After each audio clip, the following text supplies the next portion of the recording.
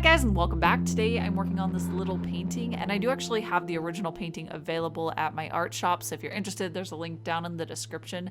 I really love working on this kind of panel because there's a built-in keyhole on the back so you can hang it right on the wall, or it also comes with a little peg on the back so that it'll sit right on top of a desk, so it is ready to be displayed. It doesn't need a frame or anything.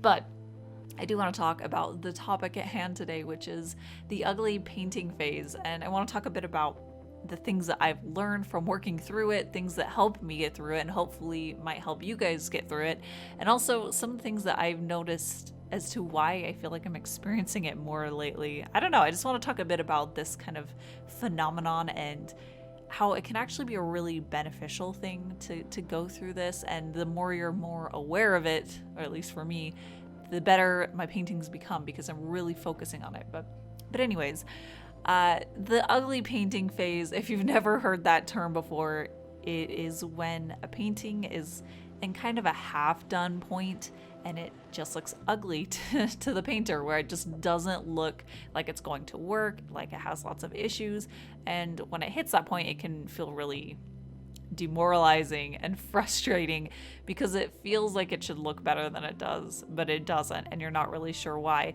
But the key to getting through this ugly painting phase is to begin to learn what things actually have worked in the past and what things do work when you're in that ugly painting phase to bring it out of it. So when I hit that point where I'm looking at the piece, I'm like, this is just not looking like what I thought it would, it's missing this spark, I take a minute and I make an actual game plan. Now, usually I have a pretty set up plan of attack for when I'm doing my paintings. I know I'm going to paint the background first and then the character, and I'm going to do the hair and then the skin, or whatever the order is for that piece. And I have an attack plan. I know how I'm going to do it and how I'm going to handle each step of the process. But when I hit that kind of a point, it feels like I don't know what I'm supposed to do next or how I'm supposed to work through that. So when I stop and I think, okay, what are the actual issues? Let me take a minute and think it through. And for this piece, I hit a point where it just was looking not good. And it's a little bit farther in. It's after I'm done with the background and I'm working on her face. I got to a point where the paint that I was using on her skin, for her skin, was more desaturated. So that was one of the things that I noted. It was more desaturated than I wanted. It also had okay, so I'll talk a little bit more about the the actual design element in this piece that just was, I was fighting against it, but I noticed that this thing that I really wanted to put in the piece, it was just kind of bringing it down. And that was part of this ugly painting phase, is that I was trying to work around this design element and it was just kind of making it worse. So the design element, if you're curious, is at the very beginning. I had where her face is like partially submerged underwater, and I drew where the water was overlapping her face in a way that just doesn't actually physically make sense to a 3D form. And I didn't really realize that until after I had gone into painting this in a ways, after I painted like the foam on what was supposed to be the surface of the water and everything. It was just looking weird, and it was cutting her face in a way that made her look weird. So I was looking at this and thinking, okay, is it something that I need to figure out, work through, see what I can do with that particular element? And then I was talking to someone about it, and it just hit me that I'm trying to force this piece around that element when it's not really benefiting it. Putting that kind of an element where her face is half in the water and half out, it really wouldn't make the piece better for what I wanted it to show. So that was my first thing of getting through this little funk, this phase, was noting that I had an element that I was fighting against and it wasn't benefiting the piece. So I cut that out, I repainted over her whole face, and I did it in a more saturated color. And another thing that I know tends to make something feel like it's in an ugly painting phase, it's not going to be able to be fixed, is when there's this really low contrast in an element. So her face specifically, there was not a lot of contrast. It was at a point where I didn't have a lot of the shadows on, and also she didn't have any eyebrows or eyelashes, so she looked really washed out, and the details that in my head and in my sketch that were really standing out and looking great, they weren't helping the piece because they weren't there yet.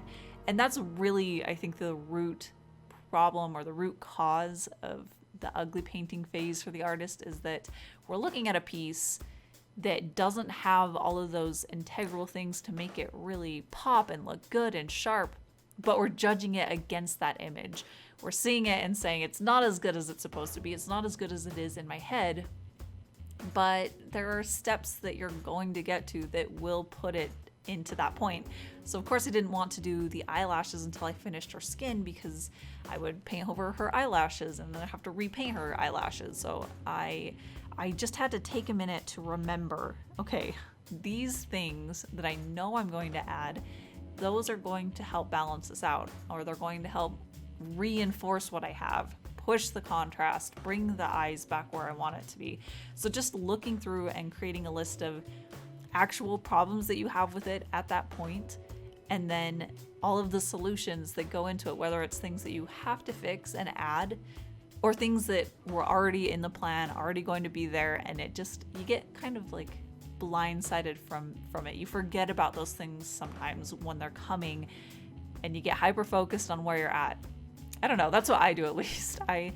I want it to look good at every step of the way, so when it's not, it feels like it's going to stay that good for the rest of the piece, when really it's just gonna get better and better the more refined I get into the piece.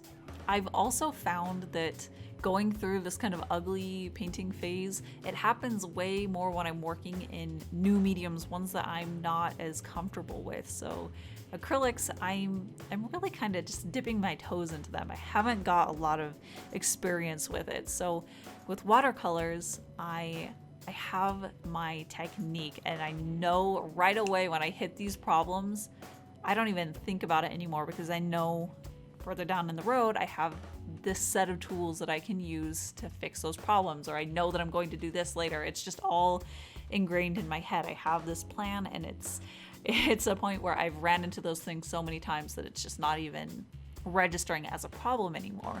But when I'm working on these new things, I'm running into new challenges, and I don't have a skill set yet or an experience yet to remember to say, okay, well, I've done this in the past, so I know that this will work, or I plan on doing this because I know it needs it.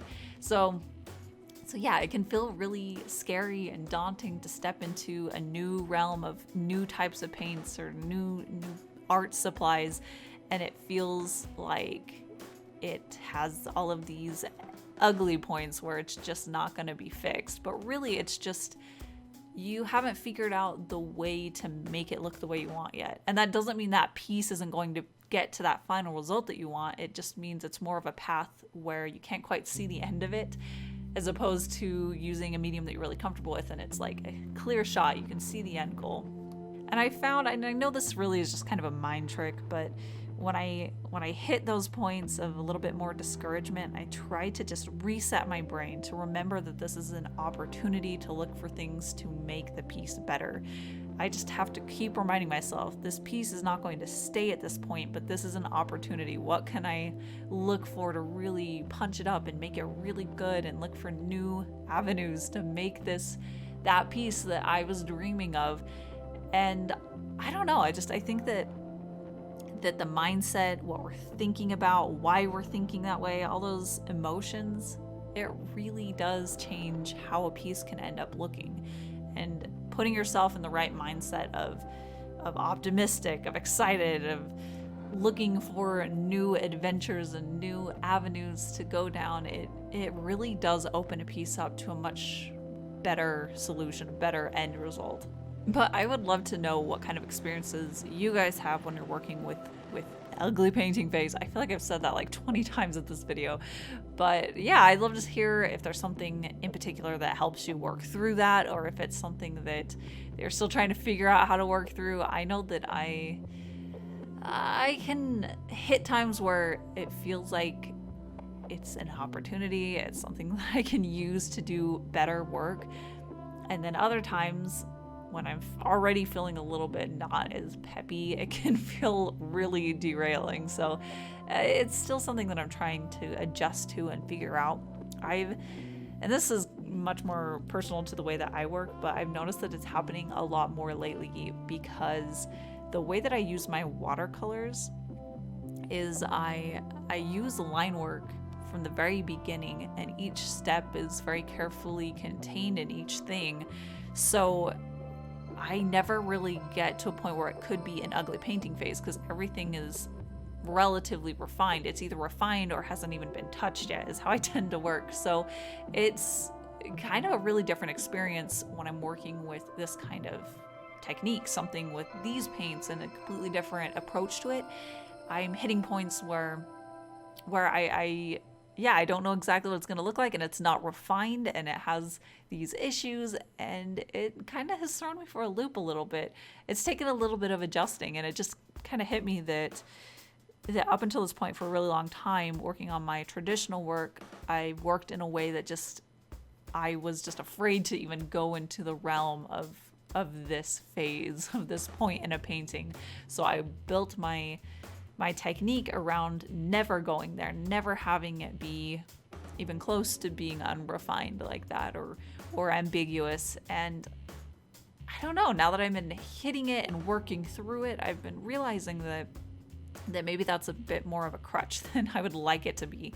I would like to be able to hit points where I don't know what I'm going to do, and then being able to work through it and have this epiphany and this excitement of solving a problem. I love solving problems in artwork, and it's not something that I've run into in watercolor nearly as much. In watercolors, I work in a way so that when I really have a problem, it's usually something that's just irreversible as far as working with watercolors. I can add gouache, but that usually means when I really make a mistake or I really reach that ugly painting phase, it's just I'm really angry at it and really frustrated because I can't pull it away from that anymore.